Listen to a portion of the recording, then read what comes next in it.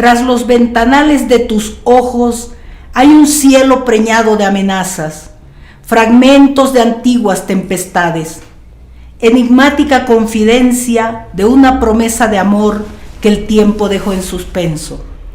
La lámpara de tu mirada dejó de iluminar mis horas cargadas por la desolación. Se apagaron los sonidos. Mi pensamiento inerte se sumergió entre las sedas de la ficción. Pobre animal abatido, seducido por la apariencia del aliento de la vida, prisionero insomne en el laberinto del corazón de la muerte.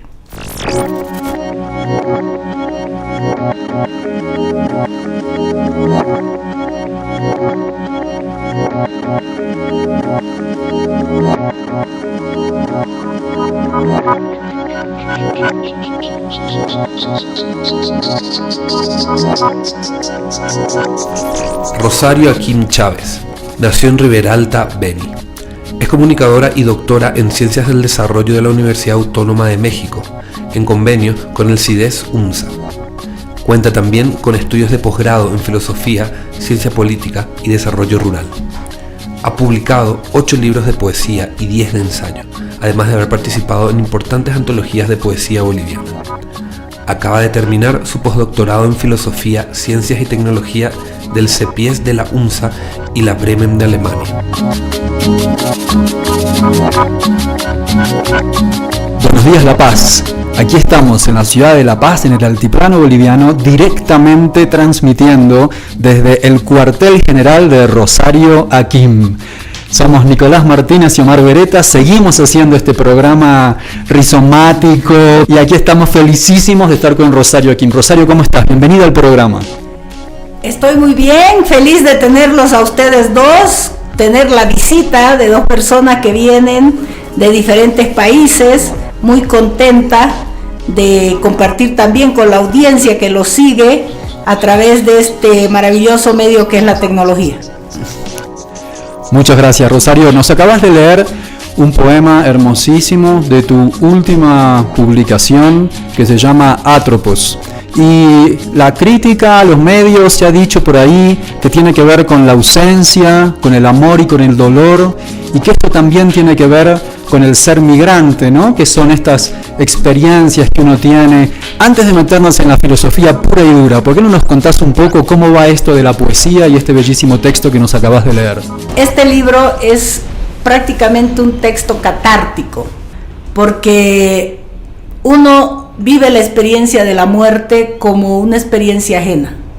Siempre es la muerte de otro, no tiene nada que ver contigo, ¿no?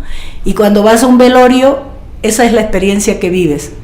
Pero no te das cuenta que en realidad lo que vives en un entierro, en un velorio, es tu propia muerte. La vas a vivir 1000 veces. ¿Por qué? Porque en la tuya no vas a estar. Entonces vas a tener la experiencia de manera diferida de la muerte.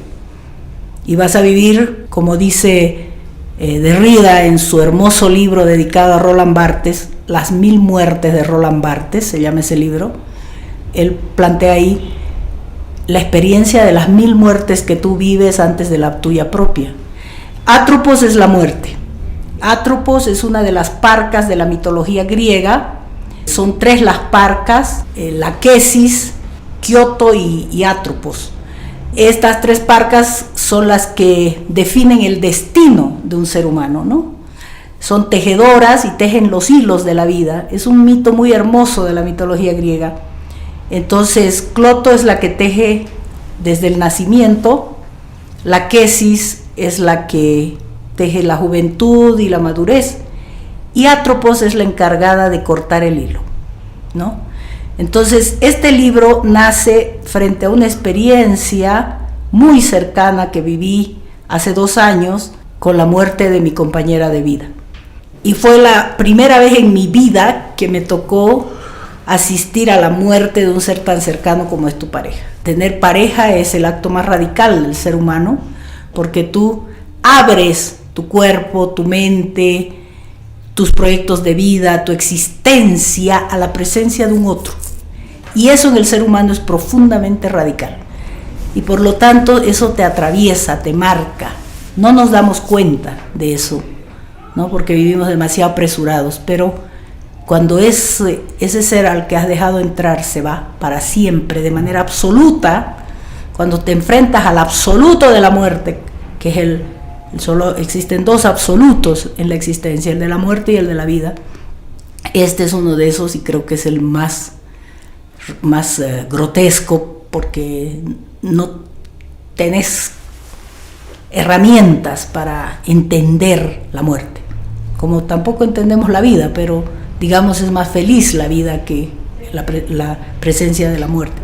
Entonces, ¿qué haces cuando el ser que tú amas, con el que has construido tus proyectos de vida, ya no está más ni va a estar? Punto, ¿no? Es la nada. Bueno, en mi caso pensé que me iba a volver loca, que yo me iba a morir con ella, pero mi destino no es ese, y lo que hice fue hacer catarsis a través de la poesía, y nació este librito, que además, fíjate, porque las cosas se dan. Yo soy una filósofa existencialista y creo que porque ya está definido, ¿no? Hay un sentido de la vida que te va dando sus señales para que tú vayas actuando. Justo ese año también una amiga mía muy querida perdió a su compañera, y esta mi amiga es cubana y es artista plástica. Casualmente ella también estaba viviendo el duelo y decidimos juntas vivir la catarsis con un mismo resultado, que es el libro. Entonces, por eso es que este libro es ilustrado. Ella se llama Dianelis Pérez Travieso y ella es la que ha puesto todos los dibujos que uno puede ver en el libro Atropos. Es una forma de responder frente a lo inadmisible, inacible de la muerte. Rosario, muchas gracias por empezar la entrevista compartiendo algo tan íntimo que nos conmueve mucho. Gran parte de los temas que nos planteamos con les entrevistades en este podcast tiene que ver con la marca particular bien diferenciada que tenemos en estos territorios que los europeos han llamado Sudamérica, y que tienen que ver con crear nuestras propias epistemes, nuestras propias normas de entendimiento. Es increíblemente bello que una entrevista con la filósofa y poeta comience compartiendo algo tan íntimo, y esto quizás es algunas de las señas de esta moral kantiana tan anglo y euro en las ciencias sociales que no se verifica necesariamente aquí en nuestros territorios. ¿Existe una filosofía, un pensamiento propio? ¿Podemos separarnos de esto que nos viene dado por el mandato blanco europeo académico para crear nuestros propios contenidos? Por supuesto. Ahora, ¿por qué no lo podemos tener todavía, ese pensamiento propio, como hegemonía? Pues por los resabios de la colonialidad, ¿no? Estos países han sido víctimas de la colonialidad del poder, de la colonialidad del género, de la herida colonial que pervive a través de esos procesos, y es muy difícil desmantelar esos resabios en el imaginario simbólico que habita la mente del sujeto colonial. Sin embargo, países como Bolivia, por ejemplo, ha tenido una voluntad política de transformación de esas estructuras. El proceso de cambio que se inicia con Octubre Negro en este país, con las luchas de los movimientos sociales reivindicando sus formas emancipatorias, es pues un dato muy, muy fuerte de esa memoria corta de los bolivianos, ¿no? Que los proyectos que nacen de las luchas sociales sean posteriormente traicionados por la institucionalidad y los ejercicios de poder de los gobiernos de turno, eso es otro cuento, ¿no? Pero que este pueblo ha decidido transformar su historia, eso es un hecho. Y no se debe confundir las traiciones de gobiernos de turno que abanderan o llevan la voz de los movimientos sociales con el fracaso de los proyectos emancipatorios, ¿no? Porque un gobierno haya decidido que sus intereses y sus prioridades están en otro sitio, que no es acompañando las demandas del pueblo boliviano y sus 36 naciones, que eran las dueñas de estos territorios antes del hecho colonial, eso es otro cuento. Y eso podemos debatirlo en otro momento. No se puede confundir eso. Es decir, no se puede entrar en un nihilismo. No puedes perder las esperanzas porque gente pequeña, egoísta, no fue por el camino que las grandes mayorías le trazaron. Eso no significa que el sueño, el ideal despatriarcalizador, descolonizador, que abanderó el proceso de cambio en este país, haya finalizado, esté muerto, ya tengamos que volver nuevamente a la ola liberal, en fin, eso no es así. Los movimientos, las gentes, las esperanzas deben orientarse hacia esas transformaciones. ¿En qué consiste la descolonización? ¿En qué consiste despatriarcalización? Consiste en dinamitar las marcas identitarias impuestas por la herida colonial. ¿Cuáles fueron esas dos grandes marcas? La marca racial, que creó al indio, y la marca sexo-género sexual, que creó a la hembra, el macho, lo femenino masculino y la heterosexualidad. Esas dos grandes marcas es necesario dinamitarlas y dejar de centrarnos en la identidad como si fuera un hecho ontológico. Tú no eres tu raza, tú no eres tu sexo, tu género, tu sexualidad, tú eres muchísimo más que eso. Esas marcas son coloniales precisamente porque te reducen a la contingencia del color de tu piel, te reducen a la contingencia de un pedazo de carne que tienes entre las piernas, o de un conjunto de roles o atributos, o de una reducción del deseo erótico. Tú no eres eso, tú eres mucho más que eso. Y por lo tanto, debemos liberarnos de eso y no perder de vista que las reivindicaciones de la emancipación no pasan por la identidad, pasan por quién diablos se está apropiando de las riquezas del planeta.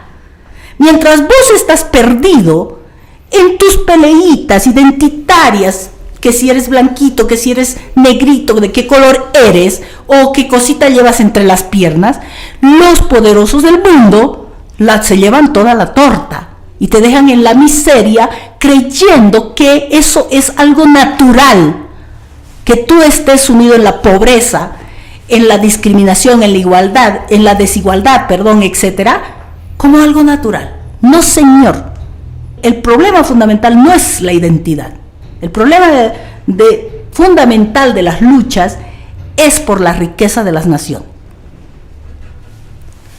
Muy poderoso este mensaje de Rosario, que no hace más que reafirmar todas las lecturas que humildemente estamos haciendo para tratar de ir conformando toda esta colección de registros de voces en estos territorios nuestros que vamos recogiendo. Recién nos hablabas de la experiencia muy particular de vivir en un estado plurinacional. También nos mencionaste que eres una filósofa existencialista. ¿Quieres contarnos un poco cómo es ese viaje de esa mejor alumna de 18 años del Beni que se viene para La Paz y se encuentra con estos códigos muy particulares de machismo, de tradiciones indigenistas? ¿Cómo fue ese viaje hacia la filosofía existencialista? Yo nací en un pueblito muy chiquitito que es en la frontera con Brasil. En ese pueblito el destino de una mujer es ser madre, no hay otro. Si eres mujer, tu destino ya viene determinado. Además tienes que pensar que yo voy a cumplir el 7 de septiembre de este año 55 años. Estamos hablando de medio siglo. Entonces, ¿qué es medio siglo atrás en un pueblito como Riberalta? Eso es muy importante situarse para poder saber qué es lo que se deja atrás. Cuando yo era pequeña, me gustaba mucho leer, pero no tenía acceso, porque venía por parte de mi mamá, vengo de familia de clase media alta, pero por parte de mi papá vengo de clase media baja. La familia de mi mamá es riberalteña, la familia de mi papá es trinitaria. Son dos realidades totalmente distintas. Riberalta es una tierra amazónica, es el corazón de la Amazonía boliviana, de hecho es la capital del Tratado de Volpebra. El ecosistema es amazónico, mientras que en Trinidad es más monte bajo, es tierra ganadera, ¿no? Es otra la vocación productiva y la realidad del mundo en Trinidad. Entonces yo me he criado entre esas dos realidades. Y cuando era pequeña, tendría como 9, 10 años, me di cuenta que había diferencias entre la familia de mi madre y la de mi padre. Obviamente no sabía que eso se llamaba clase, ¿no? Pero sentía que había demasiado rechazo de la familia de mi madre hacia la de mi padre. Por otro lado, mi papá era peón de estancia. ¿Qué es una estancia? Es una propiedad que se dedica a la ganadería. Entonces un peón, un capataz, mi papá era capataz, es una persona que maneja a mucha gente para el tema del ganado. También noté fácilmente que la relación de mi padre con el dueño de la estancia era muy tensa. Y no podía entender cómo, siendo mi padre, igual que el dueño de la estancia, por qué había tanta diferencia, ¿no? Y por qué entre mi padre y los peones, que eran indígenas en su gran mayoría, también había diferencias. Pero me llamaba muchísimo la atención que mi padre, siendo blanco, siendo descendiente de árabe, en fin, porque nosotros venimos de la migración árabe de la Segunda Guerra Mundial, tenga tanta diferencia con el dueño de la estancia, siendo blancos ambos, que va a ser uno de los temas que yo trabajo ahí, porque el tema de la racialización colonial no pasa por el color real de la piel, sino pasa por un color simbólico de lo que es la piel. Hay blancos que están en peores condiciones que una persona llamada, entre paréntesis, indio, ¿no? Entonces hay que tener ahí cuidado cuando se hablan de esas diferencias coloniales. Pero no entendía por qué, tampoco entendía por qué se me limitaba siendo yo la hija mayor. Me enteré rápidamente, por ejemplo, que mi padre no esperaba como hija mayor o hijo mayor una mujer, que fue decepcionante. De hecho, tenía una lista de 40, él mismo me contó y mi mamá también, tenía una lista de 40 nombrecitos para varoncito y ni uno para mujercita. Por eso me pusieron el nombre del hospital donde yo nací. ¿Por qué? Porque en esa época vos nacías y la monjita te ponía ese ratito el nombre. Entonces, cuando le dijeron, ¡ay, mujercita! Plos, ¿no? Entonces, Plos Condorito. Entonces, ¿qué se va a llamar? No sé. Todos desencajados. Mi papá se había ido a beber porque había perdido la apuesta que había hecho, en fin, un desastre. Y la monjita comedida le había dicho, pero póngale de nuestra mamita María del Rosario, se llama el hospital de Riberalta, ¿no? Y me calaron el nombre del hospital, por eso me llamo María del Rosario. Obviamente esas cosas cuando me la contaron y yo era pequeña, bueno, me parecía chistoso, digamos, ¿no? Pero luego, viendo a mi madre, a mi abuela, yo he sido criada por abuelas, además porque mi mamá se separó cuando yo tenía 8 años, entonces me di cuenta que había una gran diferencia entre hombres y mujeres, ¿no? Y la que llevábamos la peor parte éramos las mujeres. O sea, mis abuelas eran abandonadas por sus maridos, con un montón de hijos, en el caso de la abuela materna, 7, en el caso de la otra 3, en fin, ¿no? Y las veía trabajar desde que amanecía, anochecía, no había día ni noche en realidad en la vida de esas mujeres para salir adelante, hacían de todo, en fin, pero no tenía mucha claridad. Lo que sí tenía claridad es que yo no me iba a quedar en ese lugar. Esa lucidez la tuve desde que tenía creo que 10 o 12 años.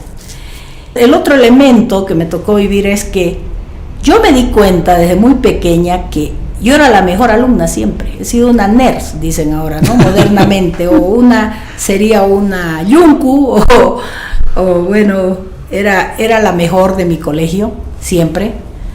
Y me daba cuenta que yo, siendo la mejor, tenía muchos privilegios que los demás no tenían.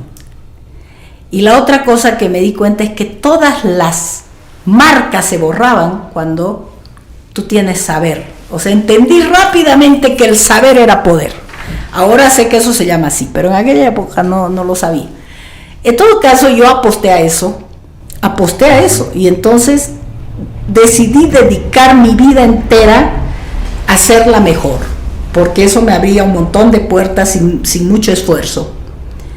Y era sistemáticamente la banderada, eso me llevaba a becas, a viajes, a representaciones de los colegios, después de la universidad, en fin. Y cuando salí bachiller, decidí que me iba porque me iba y punto. Y aproveché porque no había de otra. Yo actuaba en mi colegio, he hecho teatro desde muy niña, me he casado, mi primer marido es un famoso actor de teatro de aquí, de Bolivia. Entonces salí con el teatro, con una compañía de teatro, me fui a Santa Cruz. Y pensaba dedicarme a la vida del teatro, pero después me di cuenta que eso no me iba a llevar a ningún sitio y decidí nomás ir por la vía académica. Y ahí sí la vida, yo siempre digo que soy una privilegiada de la vida, que la vida me cuida, ¿no? Tiene un proyecto para mí. Siempre he sentido que la vida es como que me acompaña, ¿no? Y obviamente no es una cosa fácil. He tenido que dejar cosas que hasta hoy me pregunto, ¿y qué hubiera sido si hubieras tomado otra decisión, ¿no? Como por ejemplo el amor. A esta edad de mi vida me he dado cuenta que el costo de la lucha social, del activismo, de la formación al nivel que yo tengo, el costo es la soledad. O sea, tú te vas a quedar solo. Porque los hombres te temen, las chicas te temen, todo el mundo te teme, tu familia te coloca allá, ¿no? Porque eres la wow, ¿quién diablo será esta? ¿No? Entonces, no se acercan fácilmente, ¿no? Y entonces, claro, te quedas solo. Ese es el precio. Pero bueno, en mi caso nadie me obligó, yo decidí y asumo las consecuencias de lo que esta lucha demande. La vida me guió hasta La Paz, me trajo prácticamente de la mano, y aquí en La Paz me di cuenta que llegué a un espacio donde una mujer como yo, jovencita, llegué a mis 19 años, era sinónimo de puta. ¿Por qué? Porque venía del Beni simplemente, y aquí mujer beniana era mujer puta. Mujer fácil, mujer que tú podías tener acceso, fácilmente me di cuenta, ¿no? Por las ofertas que tenía y por la forma como los hombres se te acercan. Yo me inscribí en la U católica, que era una U top, pero tenía muy buenas notas.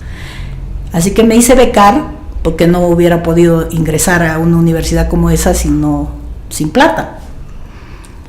Y mi primera carrera ha sido la licenciatura en Ciencias de la Comunicación, porque creía que era una carrera del futuro en aquella época. Y no estuve equivocada, ¿no?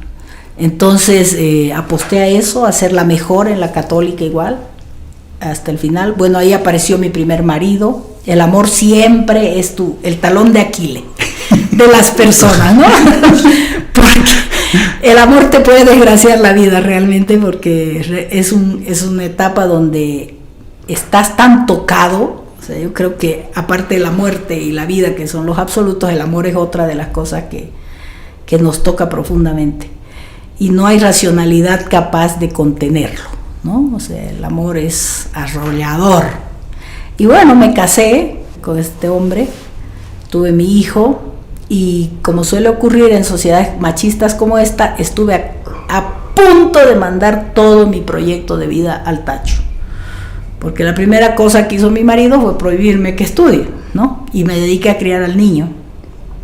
Mi primer hijo es hombre. Tú tienes que lidiar con eso y hasta donde puedes, porque al final no pude porque él decidió irse con otra. Y yo, ¿qué tenía que hacer en ese caso?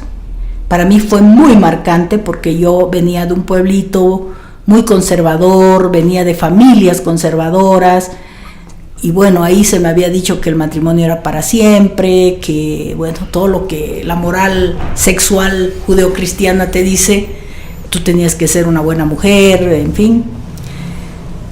Me parecía a mí una burla, ¿no?, de la vida, tanto esfuerzo para semejante frustración, y estuve a punto de suicidarme cuando me divorcié. Creo que las mujeres no estamos preparadas para el divorcio, ¿no? La forma como estas morales sexuales te marcan es tan drástica que la mujer queda desvalida cuando el hombre se va. Hay una dependencia vital muy fuerte, ¿no?, del varón. Y yo no sabía qué hacer. Todos mis planes, mis proyectos de vida como mujer se habían ido al tacho. Y bueno, pues un día me fui a Mayasa, me acuerdo. Era el único precipicio que conocía de acá. Porque como recién había llegado, dije, me lanzo. Tenía una peta, un Volkswagen. Y dije, me lanzo a ese precipicio y chao, ¿no? Pero como te digo, siempre he estado protegida por algo. Yo siempre digo que es la vida, ¿no? La vida que teje sus energías y sus cosas que te van conduciendo, y era como si alguien me hubiera dicho, ¿qué es esto, no? Qué cosa, qué falta de glamour hoy. Esto no eres vos, esto no es lo tuyo. ¿Qué estás haciendo, digamos? Es que es como que, o sea, el concepto mismo de soledad, el concepto mismo de la ruptura, el concepto mismo de la separación dentro del proyecto heterosexual que tiene como que la cultura colonial, o sea, son elementos que tienen una carga simbólica tan que de un día para el otro puede cambiar, alterar una vida entera, o sea, que puede llevar a conclusiones, o sea, como una mujer como vos, que con todo ese proyecto de vida tan importante terminó enfrente a un precipicio. Exacto. Imagínate quién no lo tiene. Claro. Rosario, y todo esto dentro de una experiencia de vida en esta ciudad donde el concepto de lo queer o las disidencias todavía ni siquiera estaban presentes en tu vida. Absolutamente. Fíjate, una vez una pareja me dijo, tú no eres lesbiana. Ella era mi pareja, mujer, ¿no? Y le digo, porque no sabes nada, ¿no? Yo no sabía nada. Escuché el término lesbiana a mis 30 años. ¿Te das cuenta? Por eso no creo en esas cosas. ¿Te das cuenta? O sea, creo que son etiquetas falsas, ¿no? Pero te sirven para estudiar los problemas que eso plantea. En todo caso, yo di retro, me fui y decidí empezar mi proyecto sola. Seguí mis estudios, terminé mi carrera, me entré a la maestría, a la primera maestría, que es en desarrollo rural, porque mientras estaba haciendo comunicación tenía una materia que se llamaba práctica guiada, y yo elegí una comunidad aymara porque me llamaba poderosamente la atención la cultura aymara. Yo decía, ¿quiénes son estas personas? Nunca las había visto, ubicas a los aymaras, ¿no? Y quería saber, conocer el mundo aymara. Y me fui a hacer mi práctica guiada a una comunidad que se llama Pucarani, aquí a 70 kilómetros, en el altiplano. Me encantó el mundo andino, el mundo aymara. Me fascinó. Me quedé a vivir ahí 12 años. Creé una radio, la radio Chaca, porque en comunicación mi especialidad es la radio. Yo adoro la radio, me encanta la radio. No sé por qué no nos sorprende, nos damos cuenta. Sí. Entonces, soy radialista de corazón. Entonces, ahí creé el proyecto Chaca y decidimos crear una radio. Yo, cuando estaba estudiando comunicación, adquirí una beca para estudiar en la CIESPAL de Quito. Entonces, soy Madein CIESPAL, toda la corriente de los sin voz, de la corriente popular, en fin. Esa es mi formación en radio. Y bueno, y me quedé 12 años, ahí me fascinaba todo eso. La tesis de mi maestría en desarrollo rural y el primer libro en ensayo es justamente Formaciones Sociales y Estructuras Simbólicas en los Andes, que es mi experiencia en los Andes, ¿no? Estaba muy feliz con eso, Pero sentía que... Ay, bueno, y después cuando volví, porque eso era voluntario, era un voluntariado, después me di cuenta que yo necesitaba ya generar mis propios ingresos y mis propias cosas y dejar de vivir ya de las becas y todo eso. Entonces me vine acá y creé esta oficina, que se llama Enlace. Enlace ya tiene como 22 años, que es una oficina que se dedica a trabajar por los derechos, pero además a trabajar los temas productivos con las comunidades, ¿no? Con las comunidades indígenas. Y entonces con Enlace ya tuve la posibilidad de generar mis recursos y dedicarme al activismo, porque el activismo es una tarea gratuita, ¿no? No, nadie te paga nada. Y seguí mis estudios, porque eso sí me di cuenta que eso no podía parar. Y una cosa que me di cuenta cuando terminé la maestría en desarrollo rural, en economía agraria, era que no podemos hacerle juego al sistema capitalista. No podemos, porque es un sistema tanático, es un sistema que va a acabar con la humanidad. Entonces yo sentía que tenía las herramientas técnicas, pero no tenía las herramientas teóricas necesarias. Y ahí descubrí que las herramientas teóricas te las da la filosofía. Entonces yo era demasiado técnica. Entonces me metí a filosofía para tener la visión macro. Porque todas las disciplinas te dan una visión parcializada de la realidad. Cada una de ellas agarra una fracción del conocimiento. La única que agarra la totalidad del ser es la filosofía. Y por eso es que decidí estudiar filosofía. Y de ahí he continuado más que nada en la línea filosófica, porque también me di cuenta que el activismo, la praxis sola, sin teoría, es una praxis vacía. De la misma manera que la filosofía sola, sin aterrizar en una praxis concreta, sin empielarse en los sujetos de la emancipación, es una filosofía en la estratosfera. Entonces, ambas cosas se necesitan, deben ir a la par. Yo hago ese trabajo. Es decir, yo soy una persona que hago un activismo involucrado de reflexión teórica. No me gusta el activismo solo, ¿no? Sino un activismo que está alumbrado por las teorías y al mismo tiempo un activismo que empiela la filosofía. Claro, pero esto no necesariamente tiene que pasar por una matriz académica. No necesariamente, yo no creo en eso, porque si nosotros vamos al concepto, por ejemplo, de los saberes, si nosotros vamos antes todavía al concepto del conocimiento, el conocimiento es una invención colectiva. El conocimiento es un conjunto de saberes que se han ido construyendo en la historia, que no son otra cosa que una sumatoria de ciencia más doxa, o doxa más ciencia, al revés. ¿Y la doxa qué es? El quehacer de la gente, lo que la gente hace cotidianamente. ¿Qué hace la ciencia? Lo formaliza. No aparece primero la ciencia y luego la doxa, no. Primero aparece el quehacer del campesino y luego la teoría sobre cómo lo hace. ¿Te das cuenta? Es un error epistemológico que tiene que ver con colonialidad, el pensar que primero está la ciencia y el actuar desde ahí, ¿no? Sin respetar realmente lo que estaba antes, que es el quehacer de las gentes. Me entristece mucho, por ejemplo, en Bolivia, la mayoría del activismo en Bolivia es un activismo sin reflexión teórica, sin reflexión de ningún tipo, por último. O sea, es exactamente activismo en el estricto sentido. Y ahí nos preguntamos si tu obra o tu pensamiento dentro de la región quizás dialoga con la obra de una filósofa como puede ser María Lugones, en el sentido de descolonizar nuestros saberes y especialmente las marcas de lo que tiene que ver con esta intersección entre raza y clase en nuestros territorios. María Lugones ha estado conmigo hace como 5 años, desde que vino aquí.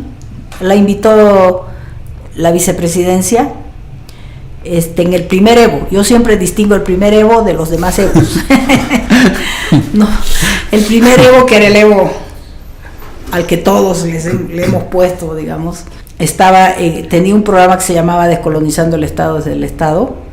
Me contrataron a mí para hacer esa propuesta, que era una propuesta de formar a todos sus mandos altos, o sea, desde viceministros hasta direcciones. ¿Por qué? Porque en el primer Evo fácilmente te podías dar cuenta que solo un grupo muy reducido manejaba el discurso y sabía de qué se trataba el proceso de cambio. Álvaro Linera. Exacto, el grupo Comuna, del cual era parte yo también, Raúl, en fin, varias personas, ¿no?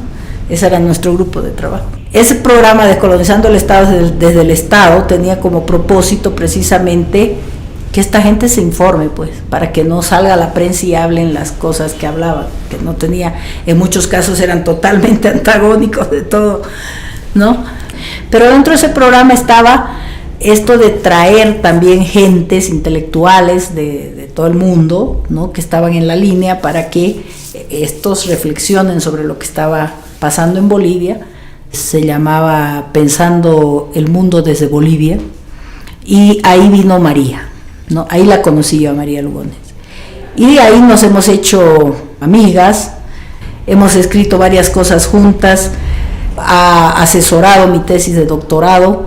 Entonces, ¿qué es lo que ocurre con el pensamiento decolonial? Lo que ocurre es que exige una nueva manera de pensar.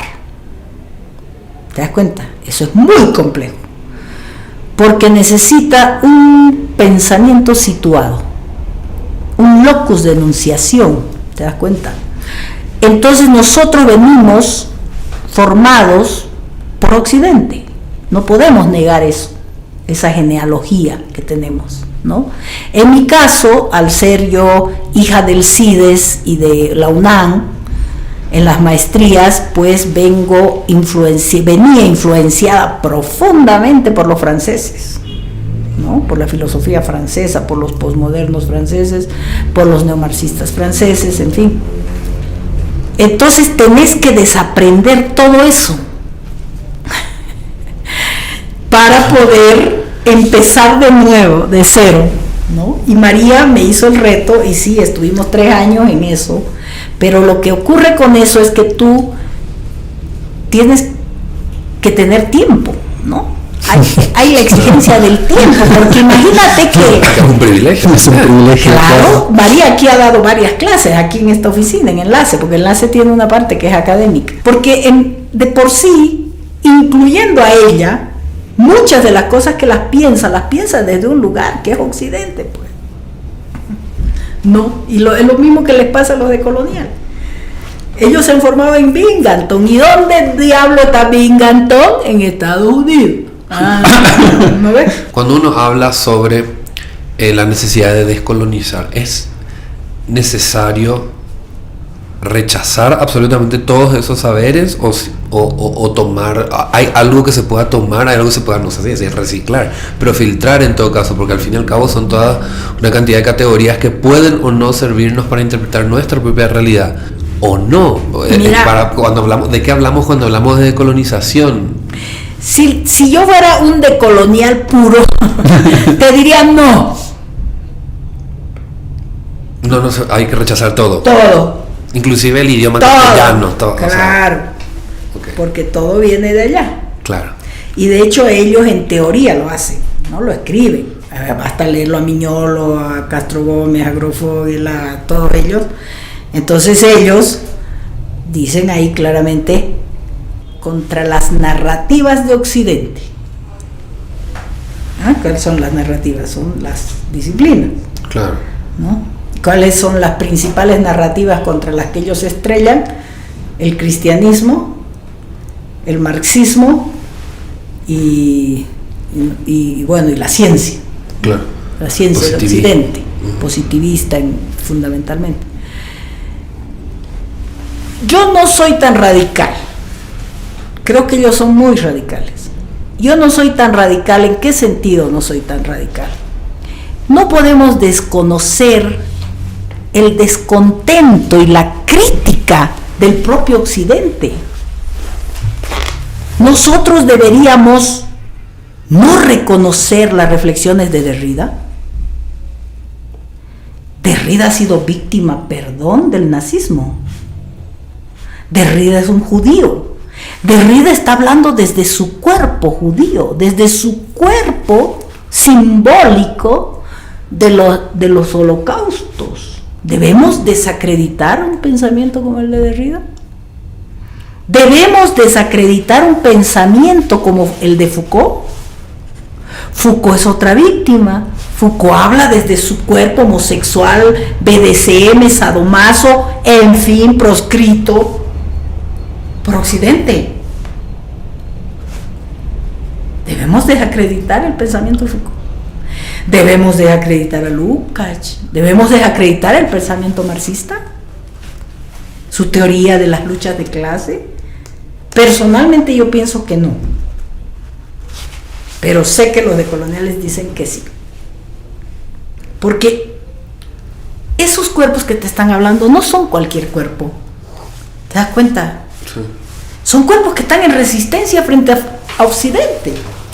Entonces, si nosotros empezamos a descuajeringarnos, a fragmentarnos ad infinitum, ¿cómo es posible entonces la lucha contra un monstruo como es el capitalismo? ¿No? Yo más bien pienso que debemos tejer, cada quien, obviamente, estoy de acuerdo, desde un pensamiento situado, ¿no? Pero el pensamiento de ellos está situado en Europa. ¿Por qué le vamos a pedir que lean Bolivia? A Marx, ¿por qué tendríamos que decirle que Marx interprete a Evo? No estaba Marx, ahora no está, estuvo en su tiempo, interpretó su época, ¿no? Lo que interpretó en muchos aspectos es válido aún hoy del pensamiento marxista, ¿no? Alumbra muchas cosas. Entonces yo soy más ecléptica, o sea, y eso lo puedes ver en mis textos, yo recojo aquellas cosas que me sirven de los pensadores y por supuesto los aplico. Ahora, en este caso último de mi vida académica, he visto que para leer la realidad boliviana, el Estado plurinacional, la colonialidad, sí es más pertinente el pensamiento decolonial para nosotros, ¿no? Y sí estoy en un esfuerzo muy grande tratando de deconstruir mi cabeza, de desaprender lo aprendido y de tratar de pensar desde un pensamiento más situado, porque ¿cuál es la dificultad de eso? Que puede salir autobiografía también, ¿no? Porque el esfuerzo es recordar desde ti y ver los hitos constitutivos y cómo esos hitos hablaban de un tipo de realidad, pero a veces yo me doy cuenta por las correcciones que me va haciendo María, que eso a veces es autobiográfico, o sea, te estás yendo ya a narrar tu vida, digamos, y es lo que no debes hacer. Rosario, y ahí en tu obra Poder y Suplicio, las tramas del desarrollo, que ya tiene algunos años ese texto, vos llamás al debate sobre el concepto de desarrollo, ¿no? Y cuestionar la corrección política del desarrollo de esta manera occidental. Con esta experiencia de acompañamiento del proceso del primer Evo, con tu doctorado y tu postdoctorado, ¿qué recomendaciones podés dar desde esa obra de hace unos años ya, de hace más de 10 años, a cómo estás hoy y hacia dónde debemos movernos para poder seguir en esta línea de pensamiento que nos planteas? También como colectivo sexodisidente, como colectivo LGBT, o sea, tipo, muchas cosas mismas de las que planteaste sobre cierto arraigo identitario, o sea, tipo, me gustaría también agregarle eso a la pregunta de Omar. Mira, yo pienso que el paradigma del desarrollo es un paradigma decadente, no va más. Ya no iba más hace 12 años, que fue cuando publiqué ese libro, que es la segunda tesis en filosofía y ciencia política, ya estaba en decadencia, ¿no? Porque es un diagrama de poder que ha constituido a un sujeto en necesidad, un sujeto necesitado, a partir de relaciones de poder y sobre todo a partir de la implementación de un saber tecnoburocrático. Entonces, bajo el lema de la ayuda, ¿no?, es que tú puedes ejercer ese tipo de poder. Personalmente pienso que el paradigma del desarrollo lo único que ha hecho a lo largo de sus más de 60, 70 años que ya tiene, ha sido empobrecer a ese sujeto necesitado, ¿no? Y ¿cómo lo ha empobrecido? No a partir de la propia ayuda, sino a partir de la incorporación de esos sujetos a la lógica del capital.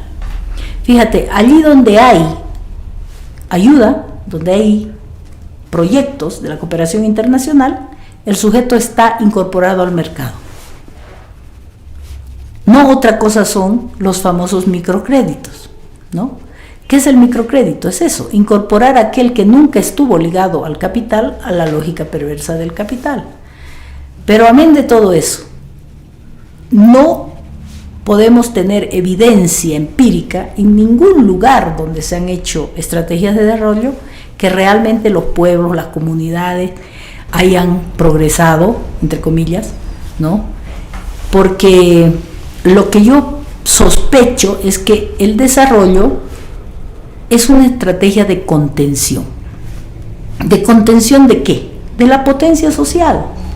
¿Te das cuenta? ¿Para qué yo te doy plata a vos? Para entretenerte. ¿Entretenerte de qué? De lo fundamental, ¿no? Que es la disputa por la riqueza y las formas de distribución de esa riqueza, que es lo que debería preocuparnos realmente, ¿no? Entonces, esta estrategia no va más. Creo que uno de los errores del proceso de cambio, bueno, sobre todo en el segundo Evo, ha sido que se ha casado con el desarrollo. En lugar de apostar, tú decías las sugerencias, en lugar de apostar al Estado plurinacional, ¿te das cuenta? ¿Te das cuenta lo que es un Estado plurinacional? El Estado plurinacional de Bolivia tiene 36 naciones reconocidas. Tienes ahí una potencia social magnífica, ¿no? Una creatividad, unas formas organizativas, unos imaginarios simbólicos diferenciados unos de otros que tú podrías haber aprovechado, ¿no? En vez, tú has decidido subsumir toda esa potencia social a la lógica institucional del Estado, ¿no? En lugar de hacer al revés. ¿Para qué reconoces 36 naciones si no es para valorar esa diferencia, esas distintas maneras civilizatorias que se te presentan? Porque en Bolivia son formas civilizatorias, es decir, ninguna de esas es una etnia, es un grupito, ¿no? Realmente han sido civilizaciones que han preexistido a la colonia y que ahora lo que vemos son resabios de esa grandeza, ¿no? Entonces, creo que el paradigma del desarrollo debe ser desechado. Es un paradigma capitalista que busca incorporar todos los estratos y los cuerpos a la lógica mercantil, ¿no? Basta ver, por ejemplo, allí donde se abren carreteras para incorporar o para vertebrar la producción de los ilícitos del capitalismo, como por ejemplo la coca, como por ejemplo otras para el narcotráfico, en fin. ¿Qué es lo que ves vos? Ves esas comunidades indígenas, guarayas, ayoreas, en fin, ya incorporadas a la prostitución, porque además el capitalismo su periferia la incorpora de manera ilícita, a ilícitos, no las incorpora dentro de la lógica normal del capital, sino las incorpora dentro de ilícitos, entonces prostitución, trata, narcotráfico, ¿no? Todos estos problemas que vemos aparecer actualmente no son otra cosa que mercantilización de los cuerpos, ya no de la cosa, de la mercancía en su estricto sentido, sino de la vida como cosa, de la vida como fetiche, como mercancía. ¿Cómo podría un paradigma de esa naturaleza ser una alternativa? De ninguna manera, ¿no? Estamos viendo los impactos del desenvolvimiento de ese paradigma en nuestro país de manera radical actualmente. Además, ese paradigma va es un paradigma que opera bajo la homogenización del otro. Transforma las culturas en mercancías, es decir, en productos culturales, es su nombre bonito, porque además este paradigma tiene la habilidad de cambiarle el nombre a las cosas para que suenen mejor y las puedas legitimar, ¿no? Por ejemplo, ya no dices la puta, porque eso hiere los oídos, dices la trabajadora sexual. Eso suena cool. Ya no dices la doméstica, dices la trabajadora del hogar, ya no dices la empleada, ¿no? Pero ¿has acabado vos con esos grotescos? No, esos grotescos siguen ahí, pero como tienen un nombre mejor ya están más incorporados. Lo mismo ocurre con los indígenas, ¿no? Ya no estás frente a una matriz civilizatoria chimane, ceja, ayorea, en fin, no, estás frente a productos culturales. Entonces, los productos culturales, has homogeneizado esa gran riqueza civilizatoria de estas naciones y las has metido dentro de la lógica mercantil. Entonces, yo te ofrezco esos productos a través del turismo, etnoturismo, bueno, tiene un montón de nombres. Entonces, esta lógica perversa, y lo mismo es la trata, ¿no? Lo mismo es la trata. ¿Por qué hay la trata? Porque hay la demanda, pues hay la demanda de cuerpos, de úteros, de vientres, de madres sustitutas, en fin. Hay pues una demanda mundial de ese tipo de ilícitos, porque eso es ilícito. Hasta ahora, mientras todavía conservemos algo del humanismo, bueno, pues no podés traficar con el otro, ¿no? Todavía hemos decidido que no, aunque para el capitalismo eso es normal. ¿Cómo le llama a eso? Autonomía del cuerpo, le llama. ¿Ves qué lindos temas maneja? Entonces las mujeres alquilan su vientre porque es autonomía, ellas son las dueñas de su cuerpo, eso te lo ha dicho el pensamiento único, ¿no es cierto? Te ha dicho, vos eres la dueña de tu cuerpo, tú puedes venderlo si quieres, puedes transformarlo, puedes hacer lo que tú quieras. Entonces, ¿qué haces tú? Pero la pregunta es que no es que lo hagas o no lo hagas, la pregunta es ¿quién lo hace? Y ahí viene el problema. No va a ser tu hija, ni mi hija. ¿Te das cuenta? Las traficadas no van a ser ellas. ¿Por qué? Porque se trafica cuerpos racializados. ¿Te das cuenta? Entonces, ahí es el gran problema de por qué es inviable un paradigma como este del desarrollo, por qué es inviable el capitalismo, por qué es inviable su lógica filosófica neoliberal, por qué es inviable ese proyecto, y por qué es inviable en el fondo del fondo. Porque en la raíz del nacimiento de este proyecto está un grupo que no hay que perderlo de vista, que es la madre del cordero. Este ha sido un proyecto burgués. Nace en 1789 con la Revolución Francesa de la mano de la burguesía. Es un proyecto burgués. ¿Qué le interesa al burgués? La acumulación. Eso le interesa. Entonces, mientras no salgamos del proyecto burgués, la humanidad va, para mí, camino al atolladero, camino al precipicio. ¿Dónde podemos encontrar alternativas civilizatorias? En nuestros ancestros, por supuesto, ¿no? En nuestras culturas ancestrales. Aquí tenemos nosotros matrices civilizatorias interesantes, como por ejemplo la cultura andina, como por ejemplo las matrices amazónicas, que tenían una relación mucho más amigable con el entorno, mucho más amigables con la vida. Sobre todo en el mundo amazónico, una de las características del mundo amazónico que a mí me atrae muchísimo es que eran civilizaciones que despreciaban la unidad, todo lo que es la unidad. La unidad es Dios, la unidad es el Estado, la unidad es el patrón, la unidad, el uno es el poder, en definitiva. En el mundo amazónico, en el mundo andino había la unidad, la tendencia a la unidad, ¿no? El incario, todas esas formas andinas tenían tendencia hacia la unidad. Era muy fácil, y por eso fue fácil para la colonia, reproducir el Estado, ¿no? Reproducir la religión, en fin. En vez, en el mundo amazónico, hasta el día de hoy, no existe ninguna de las 33 naciones reconocidas por el Estado Plurinacional, que son de la Amazonía, el Chaco y la Chiquitanía, que tengan centro en la unidad. No son centrífugas, son centrípetas, desprecian la unidad, son totalmente rizomáticas, diría Deleuze. ¿Por qué? Porque son nómadas, se dispersan. Nómadas no en el sentido de ir vagando como un salvajito por los árboles y comiendo guineo, no, sino nómadas en el sentido de la dispersión, ¿no? Del rizoma, de la no concentración del poder en uno, sino más bien de la dispersión del poder. Son sociedades que se han negado al Estado, no tienen Estado, no tienen liderazgo, no hay cabeza, no hay el uno, ¿no? Entonces, esas formas, por ejemplo, a mí me parece que son interesantes de analizar. ¿Cómo han sobrevivido sin Estado?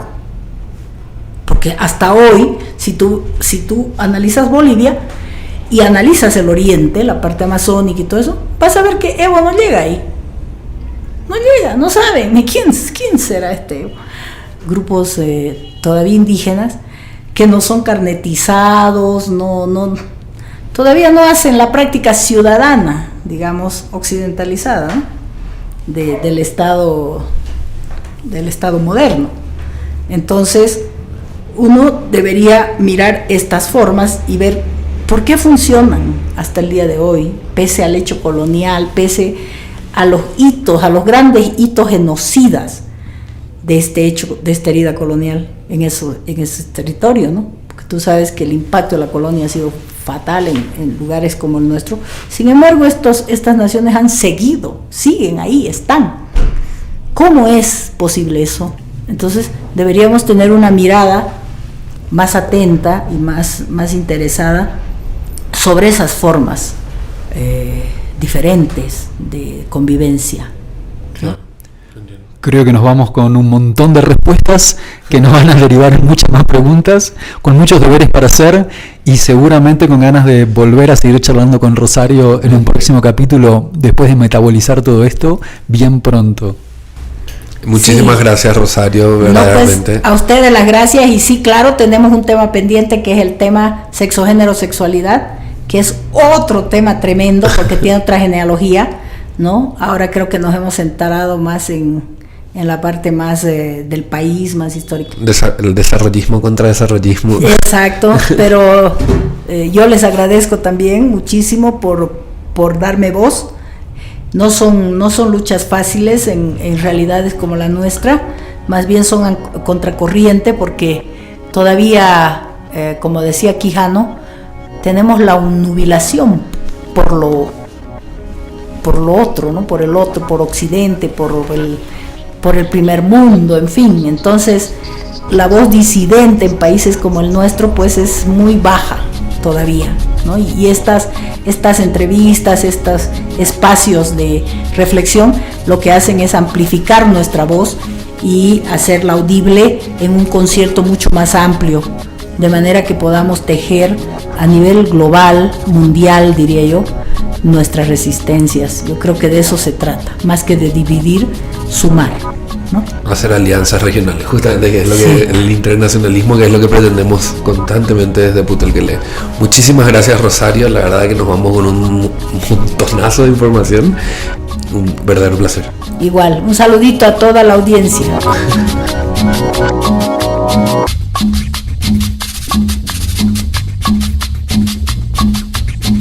Vamos a terminar. Somos Nico Martínez y Omar Beretta, y juntos hacemos el programa Putalquelé. Suscríbete a nuestro canal de podcast. Los links a autores, músicas, videos y otras cosas chulis y puretes que se mencionaron en el programa los colgamos en nuestras redes. Seguinos en Facebook y Twitter, @putalquele108. Ahí también puedes mandarnos la info de tu novela, poemas, obra de teatro, perfo, concierto o gacetilla de prensa que quieras difundir. Y también acciones de defensa de nuestros derechos, info sobre HIV, etc.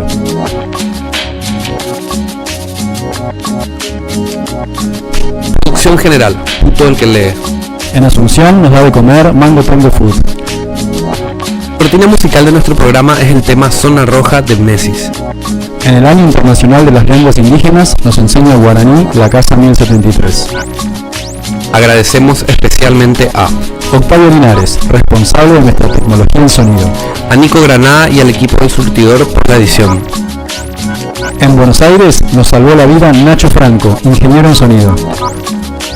Para toda Sudamérica, Educación sexual integral y laica. Hasta la próxima.